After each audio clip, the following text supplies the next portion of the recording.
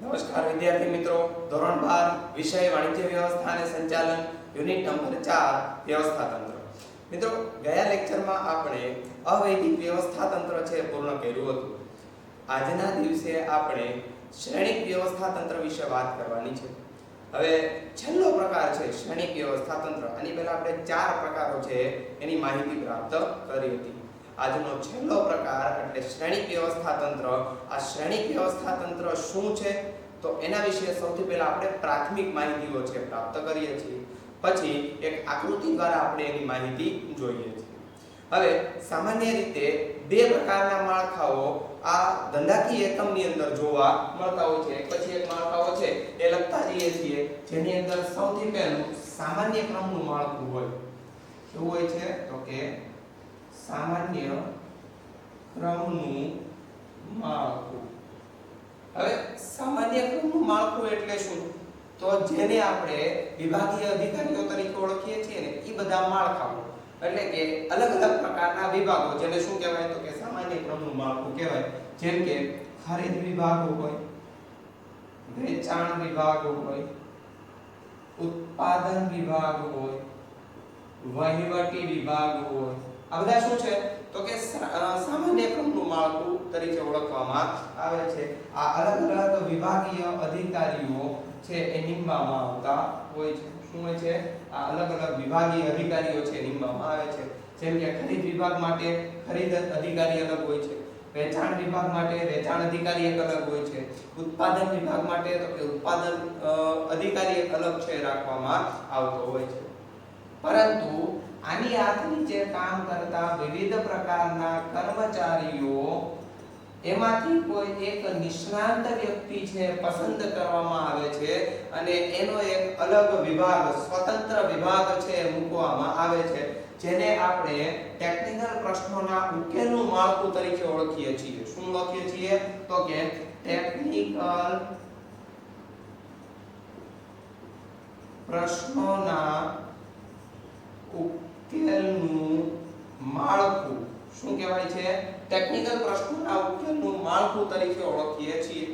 અને આ ટેકનિકલ પ્રશ્નોના ઉકેલના માળખાને એક પ્રકારના પ્રોજેક્ટ તરીકે ઓળખીએ છીએ. શેના? પ્રોજેક્ટ તરીકે ઓળખીએ છીએ. આ એક પ્રોજેક્ટ હોય, એના માટે એક વ્યક્તિની નિમણૂક થાય. બીજો કોઈ અલગ પ્રોજેક્ટ હોય છે, બરાબર, શિસ્ત અધિકારીઓનો પ્રોજેક્ટ હોય છે શિસ્ત રાખવા માટે, તો એના માટે અલગ અધિકારીની નિમણૂક થાય છે. તો એના માટે પ્રોજેક્ટ 2 નામનું અથવા તો બીજો છે એ શું કરવામાં આવે તો કે પ્રોજેક્ટ છે નિમવામાં આવે છે. તો આવી રીતે ધંધાકીય એકમની અંદર જેટલા કાર્યો થાય છે એ બધા માટેનો એક પ્રોજેક્ટ અધિકારી એટલે કે ટેકનિકલ ખામીઓને દૂર કરવા માટે, ટેકનિકલ પ્રશ્નોને દૂર કરવા માટે એક પ્રોજેક્ટ અધિકારીની નિમણૂક છે કરવામાં આવતી હોય છે.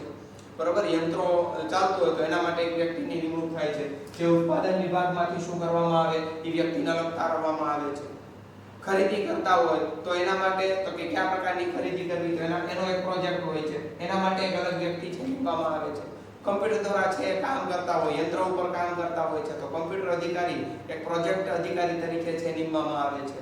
તો જેટલા ધંધાકીય એકમની અંદર કાર્ય કરે છે સામાન્ય ક્રમનું માળખું, એમાંથી જ કોઈ એક વ્યક્તિની છે એ પસંદ કરવામાં આવે છે, જે શું કરે છે તો કે ટેકનિકલ પ્રશ્નોના ઉકેલ કોઈ પણ પ્રકારના હોય એ લાવે છે અને એને તો કે અલગ અલગ પ્રોજેક્ટની અંદર છે વેચી દેવામાં આવે છે, જ્યાં સામાન્ય ક્રમનું માળખું અને ટેકનિકલ પ્રશ્નોના ઉકેલનું માળખું એટલે કે પ્રોજેક્ટ માળખું છે જોવા મળતું હોય તેને શ્રેણિક વ્યવસ્થા તંત્ર તરીકે ઓળખવામાં આવે છે. શું કહેવાય છે? શ્રેણિક વ્યવસ્થા તંત્ર તરીકે ઓળખવામાં આવે છે. આ બંને જોઈએ, આપણને એમ થાય કે આ પ્રોજેક્ટ માળખું શું કામ આવું કરવામાં આવે? તો ધારો કે કમ્પ્યુટરમાં કોઈ ખામી આવી તો ઉત્પાદન અધિકારી છે ન કરી શકે. શું કામ? તો કે એનામાં કમ્પ્યુટર અંગેનું જ્ઞાન હોતું નથી. એ હંમેશા તો કે કમ્પ્યુટરનો જાણકાર વ્યક્તિ છે શું કરશે તો કે ખામીઓ દૂર કરે છે. એટલે ઉત્પાદનની અંદર તે એક વ્યક્તિ એવો હોય જે કમ્પ્યુટર ઓપરેટ કરતો હોય, કોઈ પણ પ્રકારની ખામી આવે છે એને શું કરે છે? દૂર કરે છે. તો કમ્પ્યુટરની એ ટેકનિકલ ખામી છે, ટેકનિકલ ખામીને દૂર કરવા માટે તો કે વ્યક્તિની નિમણૂક કરવામાં આવે છે.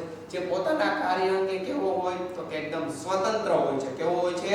એકદમ સ્વતંત્ર છે જોવા મળે છે. એને જે કાર્ય સોંપવું એ કાર્ય પૂર્ણ થાય પછી આ પ્રોજેક્ટ પણ શું થઈ જાય છે? પૂર્ણ થઈ જાય છે.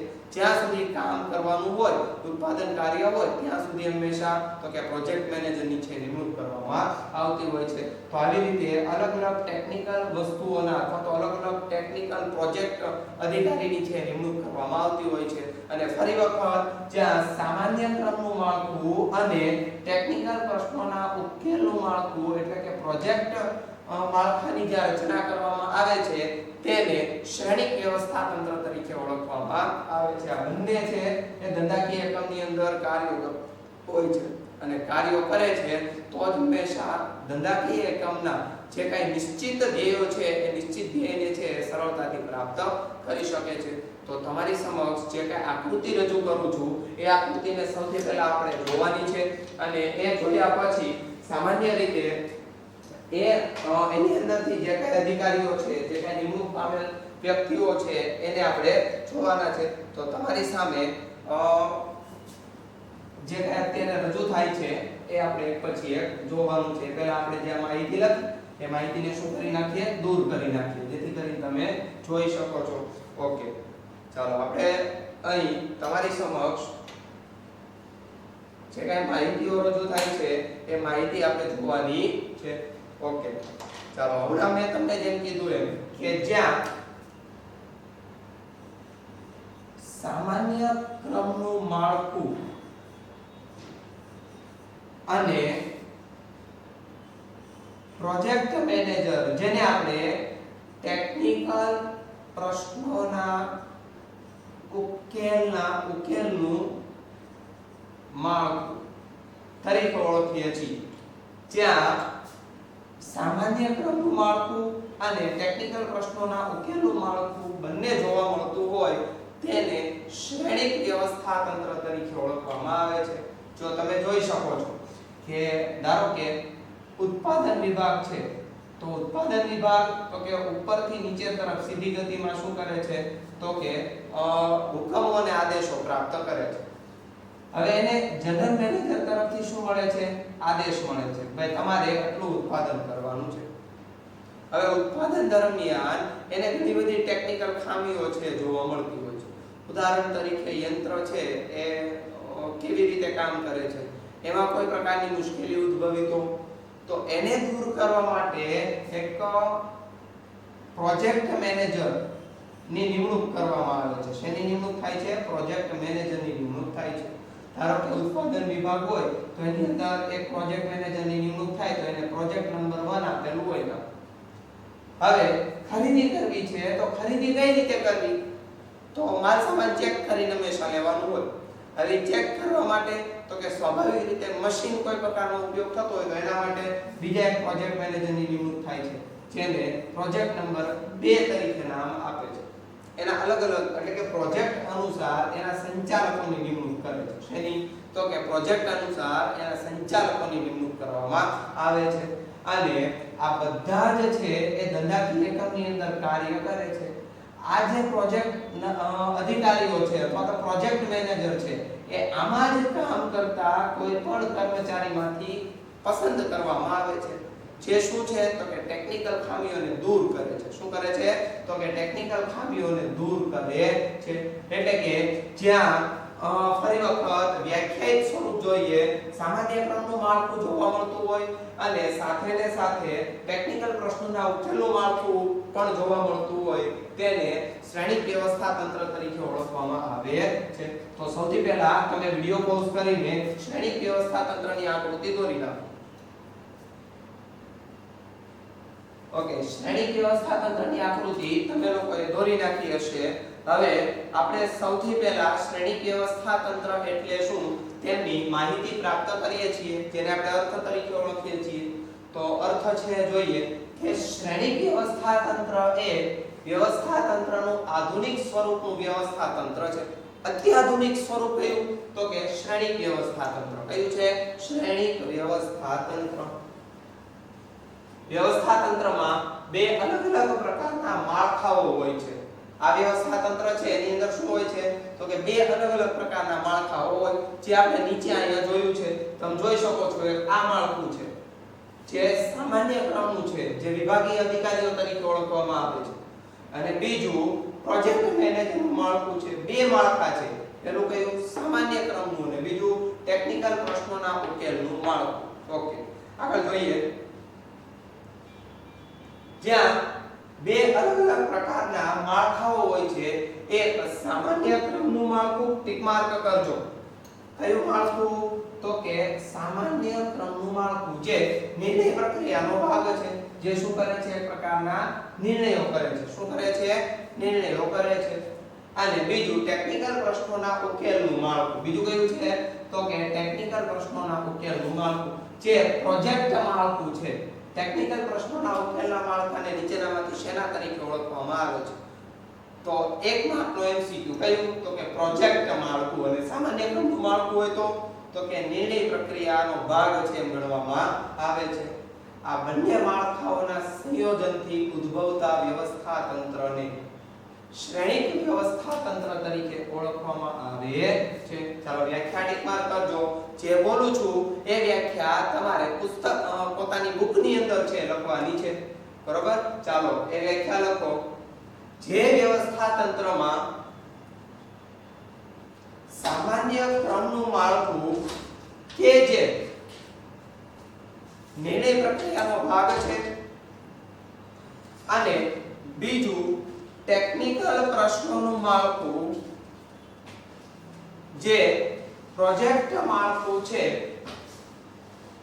આ બંને માળખાના સંયોજનથી ઉદ્ભવતા વ્યવસ્થા તંત્રને શ્રેણિક વ્યવસ્થા તંત્ર તરીકે ઓળખવામાં આવે છે ચાલો આ વ્યાખ્યા તમે લોકોએ મેં લખી લીધી હશે આગળ જોઈએ છીએ આપણે કે શ્રેણિક વ્યવસ્થા તંત્ર નું માળખું એ કાર્યાનુસાર તેમજ પ્રોજેક્ટ વ્યવસ્થા તંત્રની લાક્ષણિકતાઓને સમાવતું આધુનિક પ્રકારનું વિશિષ્ટ માળખું છે બે માળખાઓ કીધા પહેલું કયું તો કે સામાન્ય ક્રમનું માળખું જેને આપણે શું કહીએ છીએ તો કે કાર્યાનુસાર વ્યવસ્થા તંત્ર બરોબર આ કાર્યાનુસાર વ્યવસ્થા તંત્ર એ કાર્યાનુસાર પ્રોજેક્ટનો એક ભાગ છે બરોબર જે દરેક ધંધાકીય એકમની અંદર જોવા મળે છે અને આ એક માળખું છે કયું તો કે સામાન્ય ક્રમનું માળખું તેમજ પ્રોજેક્ટ વ્યવસ્થા તંત્રની લાક્ષણિકતાઓને સમાવતું આધુનિક પ્રકારનું માળખું છે એટલે બે પ્રકારના માળખાઓ જોવા મળ્યા પહેલું સામાન્ય ક્રમનું માળખું અને બીજું પ્રોજેક્ટ વ્યવસ્થા તંત્રની લાક્ષણિકતા સમાવતું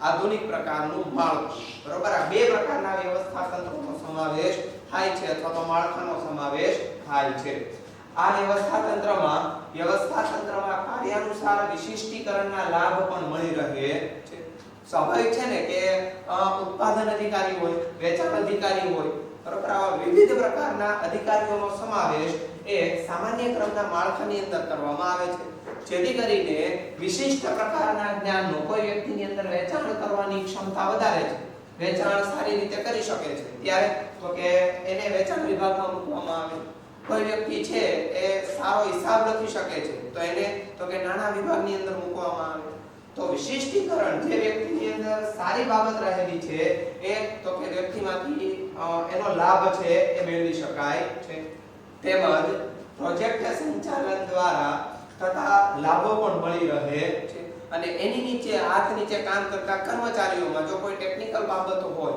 તો એનો લાભ પણ ધંધાકીય એકમની અંદર મળી રહે છે એટલે સારો એવો પ્રોજેક્ટ સંચાલનનો લાભ પણ એમાંથી પ્રાપ્ત થઈ શકે છે તે બહુવિધ હુકમ પદ્ધતિઓનો ઉપયોગ કરતું વ્યવસ્થા તંત્રીય માળખું છે એટલે એક કરતા વધારે બાબતો કે પદ્ધતિઓનો ઉપયોગ કરતું આ એક વ્યવસ્થા તંત્ર જોવા મળે છે શું કામ તો કે બે બાબતો છે સામાન્ય ક્રમનું માળખું અને બીજું ટેકનિકલ પ્રશ્નોના ઉકેલનું માળખું ચાલો આ હતું એનો અર્થ તમે અર્થ છે મેં તમને હમણાં લખાયો એ તમે લખી નાખ્યો હશે ચાલો હવે જોઈએ છીએ આપણે તો કે એની રચના કઈ પ્રકારે થયેલી છે તે મિત્રો ખાસ સમજો આ રચના છે આપણા માટે ખૂબ જ ઉપયોગી છે પરીક્ષાની અંદર તમને 5 માર્કની અંદર પૂછાય છે પ્રથમ પરીક્ષામાં તમારે આ 5 માર્કનો પ્રશ્ન છે અને આમ જોઈએ તો તમારો 3 માર્કનો પ્રશ્ન છે ભાઈ કુટલા હોય તો 3 માર્કમાં પણ પૂછાય છે ચાલો જોઈએ એની રચના શ્રેણિક વ્યવસ્થા તંત્રમાં કાર્યાનુસાર વિભાગીકરણ અને પ્રોજેક્ટ વિભાગીકરણનો સમન્વય જોવા મળે છે. બે વિભાગો છે, કાર્યાનુસાર વિભાગીકરણ અને બીજું પ્રોજેક્ટ વિભાગીકરણનો સમન્વય છે. બે બાબતો તમને પરીક્ષાની અંદર એમ પૂછાય કે શ્રેણિક વ્યવસ્થા તંત્રમાં કોનો સમન્વય જોવા મળે છે, તો કે કાર્યાનુસાર વિભાગીકરણ અને બીજું પ્રોજેક્ટ વિભાગીકરણનો, બે વિભાગીકરણનો છે સમન્વય જોવા મળે છે. આ પ્રકારના વ્યવસ્થા તંત્રમાં દરેક પ્રોજેક્ટ મેનેજરને અલગ પ્રોજેક્ટની જવાબદારી સોંપવામાં આવે છે. જે કોઈ કર્મચારીઓ કામ કરે છે એને એના પ્રોજેક્ટનું અલગ કામ સોંપવામાં આવે છે. ઉત્પાદન વિભાગ હોય તો ઉત્પાદન અધિકારી પોતે તો કામ કરે છે, પણ સાથે એમાંથી જ કોઈ એક વ્યક્તિની નિમણૂક પ્રોજેક્ટ મેનેજર તરીકે કરવામાં આવે છે અને એ પણ શું કરે છે, સ્વતંત્ર રીતે કાર્ય કરે છે. જેટલા પ્રોજેક્ટ હોય તેટલા પ્રોજેક્ટ મેનેજરની નિમણૂક કરવામાં આવે છે. 1 હોય 2 હોય 3 હોય 5 હોય 10 હોય જેટલા પ્રોજેક્ટ હોય, બરોબર, એટલા પ્રોજેક્ટ મેનેજરની શું કરવામાં આવે તો કે નિમણૂક કરવામાં આવે છે. અને એ પ્રોજેક્ટ પૂરો થાય ત્યારે એની જવાબદારી પણ શું થઈ જાય છે તો કે પૂર્ણ થઈ જાય છે. પ્રોજેક્ટ મેનેજરની જવાબદારી પ્રોજેક્ટને સમયસર તેમજ સફળતાપૂર્વક પૂર્ણ કરવાની છે. આ જે પ્રોજેક્ટ મેનેજર છે એની મુખ્ય જવાબદારી શું તો કે પ્રોજેક્ટ જે હાથમાં લીધેલો છે અથવા તો સોંપવામાં આવેલો છે એ પ્રોજેક્ટ છે એને સમયસર શું કરવો તો કે પૂર્ણ કરવો અને સફળતાપૂર્વક પાછો પૂર્ણ કરવો. કાંઈ પૂરું કરે પણ આડેધડ કામ કરીને આપે તો એ ચાલે નહીં. તો સમયસર અને સફળતાપૂર્વક છે એ પૂર્ણ કરવાની જવાબદારી એ પ્રોજેક્ટ મેનેજરની છે. હમણાં પ્રોજેક્ટ મેનેજર જે આવે છે એના વિશે આપણે માહિતી મેળવીએ છીએ. આ રીતે મેળવેલ નિષ્ણાંતને જુદી જુદી ટુકડીઓમાં વહેંચવામાં આવે છે. જુદા જુદા કાર્યો માટે એક અલગ વ્યક્તિ કે સ્ટાફની નિમણૂક કરવામાં આવે છે અને એમાંથી જ તો કે અલગ અલગ કાર્યો છે એ વ્યક્તિને સોંપવામાં આવતા હોય છે. દાખલા તરીકે સંશોધન અને વિકાસ નિષ્ણાત, કોઈ સંશોધન કરનાર વ્યક્તિ હોય, બરોબર, અને સાથે તો કે વ્યક્તિઓનો છે વિકાસ થતો હોય છે, એના માટે તો કે એક નિષ્ણાત વ્યક્તિની જરૂર પડે છે. એને પ્રોજેક્ટ મેનેજરની અંદર સમાવેશ કરવામાં આવે છે. ઉત્પાદન રચના નિષ્ણાત, ઉત્પાદન અધિકારી તો ઉત્પાદન કરે છે પણ એમાં એક નવીનીકરણ લાવતો હોય, એમાં પણ શું હોય તો કે એના નિષ્ણાત છે જોવા મળે, એને અલગ પ્રોજેક્ટ મેનેજરની નિમણૂક છે આપવામાં આવે છે. ટેકનિકી નિષ્ણાત, કોમ્પ્યુટર સંચાલક હોય, યંત્રો કામ કરતા હોય ધંધાકીય એકમમાં, તો એ યંત્રો ઉપર કાર્ય સારી રીતે કરી શકે એના જાણકાર હોય, તો એના માટે એક નિષ્ણાત વ્યક્તિની જરૂર પડે છે. એને એક અલગ પ્રોજેક્ટની અંદર મૂકવામાં આવે છે. કમ્પ્યુટર નિષ્ણાત, હમણાં કીધું ને કે સારું એવું કમ્પ્યુટરનું જ્ઞાન છે એ જાણતા હોય છે, પરંતુ સોફ્ટવેર ખામી આવી તો એ સામાન્ય વ્યક્તિ હલ કરી શકતી નથી. એના માટે કોઈ વ્યક્તિની, નિષ્ણાત વ્યક્તિની જરૂર પડે છે. એટલે કમ્પ્યુટર વિભાગ માટે એક નિષ્ણાત વ્યક્તિ છે જોવે અને એના માટે એક અલગ પ્રોજેક્ટ છે નિમવામાં આવે છે જેને પ્રોજેક્ટ મેનેજર તરીકે ઓળખવામાં આવે છે. તો આવા અલગ અલગ નિષ્ણાંતોનો એક પ્રકારનો સ્ટાફ, એક પ્રકારના વ્યક્તિઓનું જૂથ છે તૈયાર કરવામાં આવતું હોય છે. ઓકે, આ નિષ્ણાંતોને પ્રોજેક્ટ કાર્ય દરમિયાન જે તે વિભાગમાંથી મેળવવામાં આવે છે, પ્રોજેક્ટ પૂર્ણ થતાં જ તેમના મૂળ વિભાગમાં તેમને પરત મોકલી દેવામાં આવે છે. જો કોઈ કમ્પ્યુટરની અંદર ખામી ઉદ્ભવી તો એનો નિષ્ણાંત હોય એ વ્યક્તિ શું કરશે તો કે કમ્પ્યુટરની ખામીઓ દૂર કરશે. 1 દિવસ 2 દિવસ 5 દિવસ જેટલા લાગે ત્યાં સુધી વ્યક્તિની નિમણૂક કરશે. પછી એમનું કાર્ય પૂર્ણ થાય પછી શું થાય તો એ વ્યક્તિને પાછો પોતાના વિભાગની અંદર છે મોકલી દેવામાં આવતો હોય છે. એટલે કાર્ય હોય ત્યાં સુધી જ એ વ્યક્તિની નિમણૂક હોય છે, પછી તો કે એ વ્યક્તિની નિમણૂક છે એ હોતી નથી અથવા તો એ વિભાગની અંદર પરત મોકલી દેવામાં આવે છે. ચાલો, તો અહીં તમે જોઈ શકો છો પ્રોજેક્ટ મેનેજરની શ્રેણિક વ્યવસ્થા તંત્રની એક આકૃતિ તમારા સમક્ષ રજૂ થઈ છે જે તમે આની પહેલા અગાઉ દોરી નાખી. ઓકે, તો હવે આ આકૃતિની અંદર આપણે સમય બગાડતા નથી. હમણાં વાત કરી એમ અલગ પ્રોજેક્ટ છે તૈયાર કરવામાં આવે છે. એના માટે પ્રોજેક્ટ મેનેજરની નિમણૂક થાય છે જેને શું કહેવાય તો કે ટેકનિકલ પ્રશ્નોના ઉકેલનું માળખું તરીકે ઓળખવામાં આવે છે. એક સામાન્ય ક્રમનું માળખું હોય છે જેની અંદર અલગ અલગ વિભાગીય અધિકારીઓનો સમાવેશ થતો જોવા મળે છે. તો હવે આપણે એની રચના તરફ જઈએ છીએ. આગળ આપણે માહિતી આપી છે કે ઉપરના ચાર્ટ પરથી સ્પષ્ટ જણાય છે કે શ્રેણિક વ્યવસ્થા તંત્રમાં સત્તાનો પ્રવાહ બેવડો હોય છે. બેવડો એટલે કઈ રીતે તો કે ઓલી રીતે બેવડો નહીં, પણ તો કે એક તો ઉપરથી નીચે તરફ સત્તાનું વહન થાય છે. ક્યાંથી? તો કે ઉપરથી નીચે તરફ. જેમ કે જનરલ મેનેજર છે એ પોતાના વિભાગના અલગ અલગ પ્રકારના અધિકારીઓની નિમણૂક કરે છે.